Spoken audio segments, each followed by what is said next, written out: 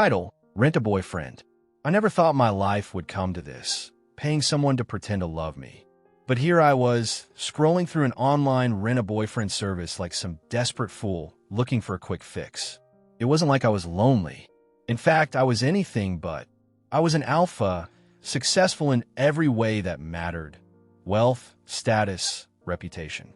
I didn't need love. What I needed was a way out of marriage I wanted no part of. My name is Elias Valtieri, heir to one of the most influential business empires in the country. A name that carried weight, power, and expectations. The biggest of those expectations? Marrying the woman my parents chose for me. An omega from a high society family who would stabilize my image. A marriage of convenience, devoid of love or even respect. I wasn't interested, and I wasn't going to roll over and accept it. But fighting my parents wasn't an option. At least, not directly. I needed a plan, and that's when I found it. An Omega-for-hire service where clients could rent a boyfriend for dates, events, or just companionship. A ridiculous concept, but in my case, exactly what I needed. If I showed my family that I was already in a committed relationship, they wouldn't be able to force me into an engagement. That's how I ended up hiring Adrian Laurent. The moment I saw his profile, something twisted in my gut. Sharp blue eyes, sleek black hair, a confident yet aloof expression. I knew him. More than knew him. We had grown up together. Once upon a time, we had been childhood friends. That was before life pushed us in different directions. Before my family's expectations suffocated me. Before he disappeared without a word, leaving behind the boy who once considered him his best friend. And now he was an Omega for hire, selling fake affection for cash. I should have chosen someone else. But something in me refused. Maybe it was nostalgia. Maybe it was the bitter curiosity of seeing what had become of him. Or maybe it was the simple fact that I knew Adrian. Knew that he wouldn't fall in love with me. Wouldn't expect real emotions. We could keep this strictly business. At least, that's what I told myself. The cafe was small, quiet, tucked away from the usual high society places I frequented. The perfect place for a discreet meeting. I arrived first, taking a seat in the farthest booth. I tapped my fingers against the polished wood, a nervous energy thrumming under my skin. It had been years since I'd seen Adrian, but when he finally walked in, I knew him instantly. He hadn't changed much. If anything, he had become sharper, more refined. He wore a fitted black turtleneck, his slim frame elegant yet strong. His expression was unreadable, the same cool detachment I remembered from years ago. But there was something else, too, an edge to him, like someone who had learned to survive on his own terms. Elias. His voice was calm, but I caught the flicker of recognition in his eyes. Adrian. He slid into the seat across from me, setting his phone down on the table. So, you need a boyfriend. I smirked. Apparently, you rent yourself out for that sort of thing. His lips twitched, but not into a smile. Business is business. Then let's talk business. I leaned forward, lacing my fingers together. I need a long-term fake relationship. Public appearances, family events, the works. You play the role of my devoted partner, and in return, I'll pay you more than enough to cover whatever financial struggles you're dealing with. He didn't flinch at my bluntness. Why me? I could have lied, told him it was random. But Adrian wasn't the type to accept shallow answers. Because I know you, I said simply. I know you won't fall for me, and I won't fall for you. A slow exhale, a moment of silence. Then he nodded. All right, Elias, you've got yourself a boyfriend. At first, it was easy. Dinners, holding hands in front of cameras, pretending to be madly in love whenever my family was around. Adrian played his part flawlessly. He smiled at the right moments, whispered teasing comments into my ear, leaned into my touch like it was second nature. But when we were alone, we were anything but affectionate. You really need to work on your public displays of affection, he muttered one evening after a particularly suffocating dinner with my parents. I scowled. Excuse me? You act like I have the plague every time we're off camera. People will notice. He crossed his arms. If this is going to be believable, you should at least try to tolerate me. I sighed, running a hand through my hair. I don't dislike you. Adrian arched a brow. That's the most heartfelt thing you've ever said to me. I rolled my eyes. Fine. What do you suggest? He smirked, stepping closer. Let's practice. I stiffened. Practice what? Instead of answering, he reached up and brushed his fingers against my cheek. It was light, barely there, but it sent a shock through my system. His touch was warm, familiar in a way that made my chest ache. I opened my mouth to say something. Anything, but he had already pulled away. There. That wasn't so bad, was it? His voice was teasing, but his expression was unreadable. I swallowed hard. This was all fake. Just a job. A role we were playing. And yet, for the first time, I wondered if I had made a mistake in choosing Adrian. Because suddenly, this didn't feel so fake anymore. What Adrian didn't know was that I had loved him since high school. Back then, I had given him every sign, every look, every lingering touch. But I had waited too long. Another alpha had asked him out first, and Adrian had accepted. I had been left behind, my heart quietly breaking as I watched him with someone else. Years had passed, and now I had a second chance. I wanted to try to seduce him, to make him see me this time. But I didn't know if he was still with that alpha. One evening, as we finished another stage date, I tested the waters. Won't your boyfriend be mad if you come home this late? Adrian paused. Silence stretched between us. Then, he laughed, light and careless. My fish might be worried if I stay out too long. My breath caught. That was it. He wasn't in a relationship anymore. I had a chance. And this time, I wasn't going to waste it. I didn't want to rush him. Adrian wasn't someone who could be forced into things. He valued patience, and that was exactly what had cost me the first time. But this time, I wouldn't let hesitation hold me back. So, I invited him to dinner. I made sure it was perfect, an intimate restaurant, candlelit tables, soft music playing in the background. A place that spoke of something deeper than just business. When he arrived, dressed in a crisp dark blue shirt that brought out his eyes, I had to remind myself to breathe. This is nicer than usual, he noted as he sat down. His gaze swept over the romantic setting, a flicker of something unreadable in his eyes. I wanted us to have a real dinner. Just us. He arched a brow. Not everything has to be an act, then? No, I admitted. Not everything.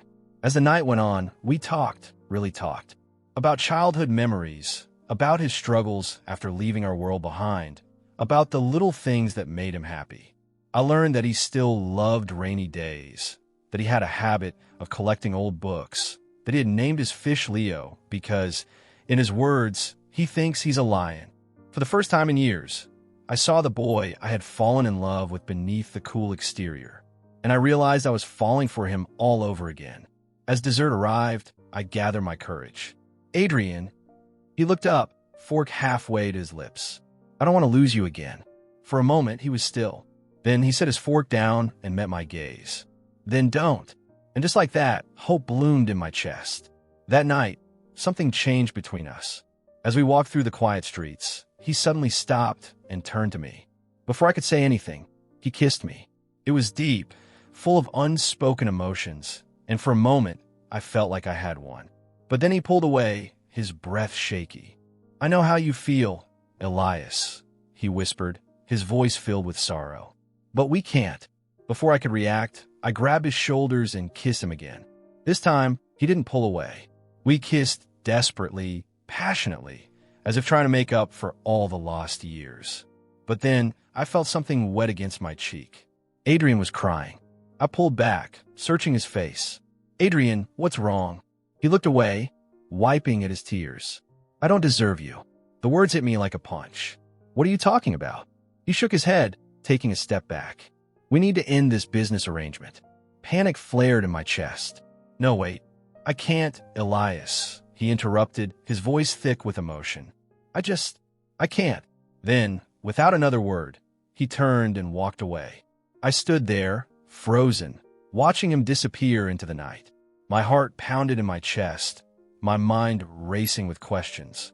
I didn't understand. Why was he running away from me? After Adrian left, I didn't see him anymore. He didn't take the money, and my parents, perhaps realizing they had pushed me too hard, finally let me live alone. But something in me couldn't rest. I tried to look for him, but he had disappeared. Then, one day, at a bus station, I saw a familiar face, not Adrian, I stood there, my heart hammering against my ribs as I looked at the small boy in front of me. He couldn't have been older than 6, his tiny hands clutched into fists as he fidgeted nervously. But it wasn't just his wide blue eyes or the dark hair that made my breath catch in my throat. It was the fact that he looked exactly like me. Like Adrian. Like us. It didn't make sense. It couldn't be. Are you lost? I crouched down, keeping my voice calm despite the storm raging inside me. The boy nodded quickly. I was waiting for Papa, but he was late, and then I couldn't find my school. His voice wobbled with the threat of tears, and something inside me clenched painfully. Papa! The word echoed in my mind as I took his small hand in mine. Come on, let's get you back to school, okay? I walked him to the front office, where they called his parents. Every second felt like an eternity, my mind racing, my body tense. Then the door opened, and I felt the air leave my lungs. Adrian. He stepped inside, his face unreadable, but his eyes widened slightly when he saw me standing there. And behind him, an alpha man, a stranger, walked in beside him. The boy immediately ran to Adrian, clutching his leg. Papa! Adrian knelt, running his hands over his son's face as if checking for injuries. Are you okay? I was so worried. The little boy nodded. I got lost, but he helped me. He turned and pointed at me. Adrian followed his gaze, and for the first time in years, our eyes met, truly met. Elias. His voice was barely above a whisper. I swallowed hard. Is he? Adrian closed his eyes for a brief second before nodding. Yes, he's your son. The words hit me like a tidal wave, knocking the air from my lungs. My son, my child. I looked at the little boy again, my vision blurring slightly. He was standing between us, glancing back and forth as if sensing the weight in the air. I opened my mouth to speak, but Adrian turned to the other alpha first. Liam, can you take him outside for a moment? Liam. So that was his name. He gave me a careful look before nodding and taking the boy's hand, leading him outside. It was just me and Adrian. My fingers curled into fists. What? My voice cracked. Why did you run? Why didn't you tell me? Adrian exhaled slowly, his arms wrapping around himself. I was scared, Elias. The night before graduation, we were drunk, we kissed, He stopped, shaking his head. Then I found out I was pregnant, and I knew what your family would do. A rich, powerful alpha like you, tied to a simple omega like me, they would have destroyed me. They would have taken my baby. I took a step closer. You don't know that. I do. His voice rose, raw and full of pain. You know them, Elias. You know what they're capable of. I couldn't risk it. I couldn't risk him. I felt my chest tighten, the weight of his words sinking deep. He had been alone in this. He had carried my child, raised him, protected him, all while I had been searching for something I didn't even know I had lost. My voice was barely a whisper. You didn't have to do it alone. Adrian's expression cracked for the first time. He looked away. It's too late, Elias. No, my throat tightened. It's not. I won't let my son grow up without knowing me. I won't let you carry this alone anymore. I took another step, my vision blurring. I love you, Adrian. I always have. And I will fight for you. For him. For us. Adrian let out a shaky breath, his own eyes wet. You're crazy, he murmured. I laughed weakly, wiping my face. Yeah, crazy about you. A tear slipped down Adrian's cheek, but before he could say anything else, the door opened again, and Liam walked back in, the boy in tow. Adrian wiped his eyes quickly before kneeling. Baby, I want you to meet someone. The little boy blinked up at me, his big blue eyes full of innocent curiosity. This is Elias, Adrian said gently. He hesitated, glancing up at me. I crouched down, my voice thick with emotion. I'm your father. The boy tilted his head. Papa told me you were in another country. I felt Adrian flinch beside me, but I only smiled. Yeah, and I had something really important to do. But I'm here now, and I'm not going anywhere. A slow, hesitant smile spread across the boy's face. And for the first time in my life, I felt whole.